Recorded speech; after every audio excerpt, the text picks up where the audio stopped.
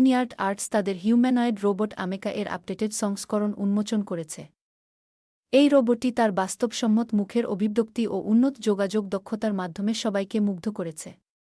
আমেকা মানুষের আবেগ ফুটিয়ে তোলার জন্য তার বিশেষ মুখের অভিব্যক্তি প্রদর্শন করতে পারে। এটি অত্যাধুনিক কৃত্রিম বুদ্ধিমত্তা ব্যবহার করে মানুষের সঙ্গে চমৎকারভাবে কথা বলতে এবং যোগাযোগ করতে পারে। প্রদর্শনীতে আমেকা তার মসৃণ ও স্বাভাবিক নড়াচড়া এবং কথোপকথন রাখার ক্ষমতা দিয়ে সবার মনোযোগ আকর্ষণ করেছে। এই রোবটটির মূল্য প্রায় $1,75,000। ইঞ্জিনিয়ার্ড আর্টস বলেছে, এটি বৈজ্ঞানিক গবেষণা এবং রোবোটিক্স শিল্পে কৃত্রিম বুদ্ধিমত্তার সম্ভাবনা প্রদর্শনের জন্য আদর্শ। সিঙ্গাপুরের কোম্পানি এমাচ CES 2025-এ তাদের নতুন রোবট পিয়ানোবাদক উন্মোচন করেছে। এই রোবটটি অত্যন্ত নিখুঁতভাবে জটিল মিউজিক্যাল পিস বাজাতে পারে। প্রদর্শনীতে রোবটটি দর্শক এবং বিশেষজ্ঞদের সামনে শাস্ত্রীয় সঙ্গীত পরিবেশন করেছে। এটি উন্নত রোবোটিক্স এবং কৃত্রিম বুদ্ধিমত্তার সাহায্যে সঙ্গীত বিশ্লেষণ ও পরিবেশন করতে পারে। এই উদ্ভাবন শিক্ষা প্রতিষ্ঠান, কনসার্ট হল এবং জাদুঘরে ব্যবহার করা যেতে পারে। এই রোবট পিয়ানোবাদকটি রোবোটিক্স এবং সঙ্গীতের এক অসাধারণ মিশ্রণ। কোম্পানির লক্ষ্য রোবটের মান আরও বাড়ানো, যেন এটি বাস্তব অভিব্যক্তি ও পারফরম্যান্সে আরও উন্নত হয়। চীনের কোম্পানি এক্সপেং অ্যারো পরিবহন ক্ষেত্রে বিপ্লব ঘটানোর জন্য তাদের নতুন উড়ন্ত গাড়ি এক্সপেং X3 উন্মোচন করেছে। এটি উল্লম্ব টেক অফ এবং ল্যান্ডিং করতে সক্ষম। এই গাড়িটির ওজন প্রায় 1936 কিলোগ্রাম এবং এতে 8টি রটার আছে। রাস্তায় এটি একটি সাধারণ গাড়ির মতো চালানো যায়। বাতাসে এটি ঘণ্টায় 130 কিলোমিটার গতিতে চলতে পারে এবং একটানা প্রায় 35 মিনিট উঠতে পারে। এক্সপেং X3 ম্যানুয়াল এবং স্বয়ংক্রিয় নিয়ন্ত্রণ মোড সমর্থন করে। এটি ভবিষ্যতের পরিবহন ব্যবস্থা বদলে দিতে পারে।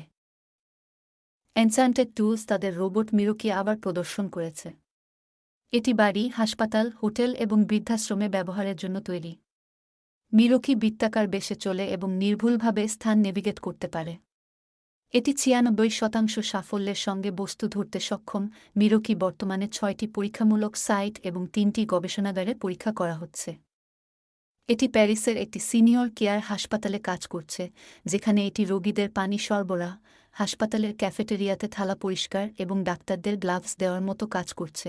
চীনের কোম্পানি ইউনিটারি রোবোটিক্স তাদের উন্নত রোবট গোটু এবং G1 উন্মোচন করেছে।